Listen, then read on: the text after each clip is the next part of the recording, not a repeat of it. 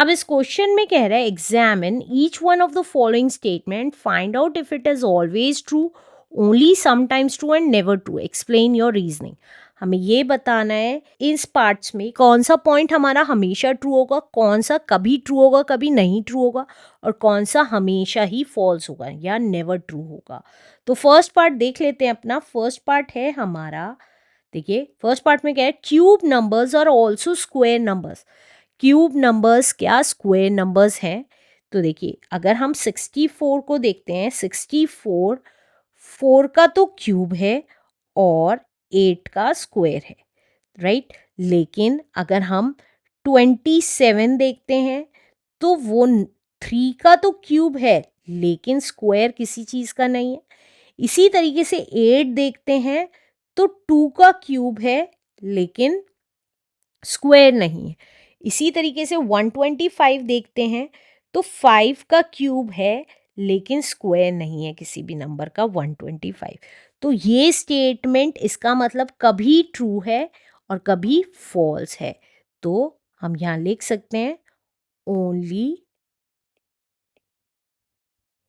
Sometimes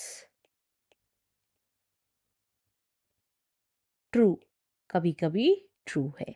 अब next part देखते हैं। नेक्स्ट पार्ट में कह रहा है फोर्थ पावर और ऑल्सो स्क्वायर नंबर्स। अगर किसी भी नंबर की फोर्थ पावर देखें तो देखिए अगर 2 की पावर फोर्थ देखें तो 2 की पावर 4 का मतलब है 2 टू ज़ा 4, 4 टू ज़ा 8, 8 टू ज़ा 16। 16 जो हैगा वो किसी नंबर का स्क्वायर है। यस, ये 4 का स्क्वायर है। अगर 3 की पावर 4 देखें तो वो आई हमारी 81, और 81 हमारा 9 का स्क्वायर है। और इसी तरीके से हम 4 की पावर 4 देखते हैं तो वो होता है हमारा 256, जो कि हमारा 16 का स्क्वायर है। और इसी तरीके से 5 की पावर 4 देखें तो वो होता है हमारा 625, जो हमारा 25 का स्क्वायर है। तो दैट मीन्स ये स्टेटमेंट हमेशा ही ट्रू आ रही है। तो ऑलवेज ट्रू। अब नेक्स्ट पार्ट देख लेते हैं अपना। नेक्स्ट पार्ट है हमारा the fifth power of a number is divisible by the cube of that number. अगर कोई नंबर की फिफ्थ पावर है, अगर कोई किसी भी नंबर की फिफ्थ पावर डिवाइड करते हैं उसी नंबर के क्यूब से, तो क्या हमारी डिविजिबल है कि नहीं है। मतलब अगर 2 की पावर 5 को हम डिवाइड करते हैं 2 की पावर 3 से, तो क्या ये डिविजिबल है या नहीं है, पूछना चाह रहा है वो। तो ऑब्वियसली हमें पता है सेम बेस में पावर्स सब्ट्रैक्ट हो जाती हैं तो हमारा आंसर निकल के आ जाता है। इसी तरीके से अगर हम 3 की पावर 5 को डिवाइड करेंगे 3 की पावर 3 से, तो भी हमारा आंसर निकल जाएगा, डिवाइड हो जाएगी पावर्स, तो ये आ जाएगा। तो आंसर आ रहा है, तो दैट मीन्स ये भी स्टेटमेंट हमेशा ऑलवेज ट्रू है। अब नेक्स्ट पार्ट देख लेते हैं अपना। नेक्स्ट पार्ट है हमारा the product of two cube numbers is a cube number. अगर हम दो क्यूब नंबर का प्रोडक्ट करें, मतलब अगर हम 2 के क्यूब का और 3 के क्यूब का प्रोडक्ट करें, तो क्या वो 2 इंटू 3 के क्यूब का के इक्वल होगा कि नहीं होगा। तो देखिए अब अगर 2 का क्यूब किया, ये लेफ्ट साइड कर रही हूँ और राइट हैंड साइड अलग करूँगी। तो 2 का क्यूब किया तो 8 आया, और 3 का क्यूब किया तो 27 आया। तो ये कितना आ गया, 8 7 ज़ा 56, 5 कैरी, 8 2 ज़ा 16 प्लस 5 इज 20, 216। और ये अगर देखें तो ये आया 6 का क्यूब, दैट इज 216। तो ये सही आ रहा है। इसी तरीके से हम 3 का क्यूब करें और 4 का क्यूब करें, क्या वो इक्वल होगा किसके, 3 इंटू 4 के होल क्यूब के। तो 3 का क्यूब हमें पता है 27 होता है, 4 का क्यूब हमें पता है 64 होता है। तो ये कितना आ जाएगा मल्टीप्लाई करके, 27 इंटू 64, 4 7 ज़ा 28, 2 कैरी, 4 2 ज़ा 8, 9 10 इंटू 6 4 7 ज़ा 42, 4 कैरी, 6 2 ज़ा 12, 13 14 15 16। तो ये आ गया, तो ये कितना आ गया, 8, 2 प्लस 0 इज 2, 7 एंड 1, 1728 आ गया, 1728।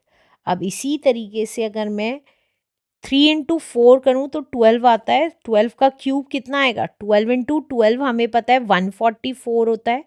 अब इसकी मल्टीप्लाई 12 से 12 का क्यूब निकालने के लिए 12 force of 48, 4 carry, 12 force of 48 52, 5 carry, 12 one 12 plus 5 is 17।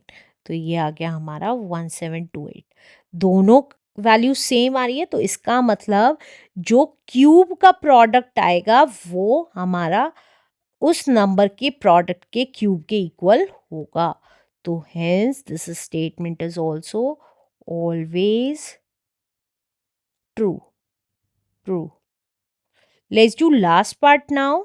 Last part है हमारा q की power 46 is both a fourth power and a sixth power. q is prime number. क्या q की पावर 46 जो है, देखिए q की पावर 46 जो है वो किसी नंबर की फोर्थ पावर भी है और सिक्स्थ पावर भी है। तो देखिए फोर्थ पावर कब होगी? जब ये पावर 4 से डिवाइड होगी तभी वो फोर्थ पावर कहला सकती है, और जब ये सिक्स से डिवाइड होगी तो ये सिक्स पावर भी कहला सकती है। मतलब डिवाइड होने के बाद कोई भी रिमाइंडर ना बचे। तो देखिए अगर मैं 46 को 4 से डिवाइड करती हूँ तो 4 वन ज़ा 4, 6 उतारा, 4 वन ज़ा 4, तो ये 2 बच गया। तो इसका मतलब क्यू की पावर 46 फोर्थ पावर नहीं हो सकती अगर क्यू कोई भी एक नंबर है तो। इसी तरीके से अगर हम 6 से डिवाइड करें 46 को तो कितना आ जाएगा? 6 7 ज़ा 42, तो ये भी 4 वैल्यू बच रही है, रिमाइंडर बच रहा है। तो इसका मतलब क्यू कोई भी नंबर हो उसकी उस नंबर की 46th पावर हमारी ना वो किसी नंबर की फोर्थ पावर कहलाएगी ना ही वो किसी नंबर की सिक्स्थ पावर कहलाएगी। अगर यहाँ पे होता q की पावर 48, तो देखिए 48 अगर डिवाइड करेंगे अगर हम तो 48 4 से डिवाइड किया तो 4 वन ज़ा 4, 8 उतारा, 4 टू ज़ा 8, तो वो किसके इक्वल आ जाएगी? q की पावर अगर 4 रखते हैं तो 12 लिख सकते हैं, 4 इंटू 12, और सिक्स्थ पावर को q की 6 8 ज़ा 48 होता है तो ये भी लिख सकते हैं। तो ये पूरी पूरी डिवाइड हो रही है। तो q अब कोई भी नंबर हो, q की पावर 48 हमारी फोर्थ पावर भी होगी और सिक्स्थ पावर भी होगी।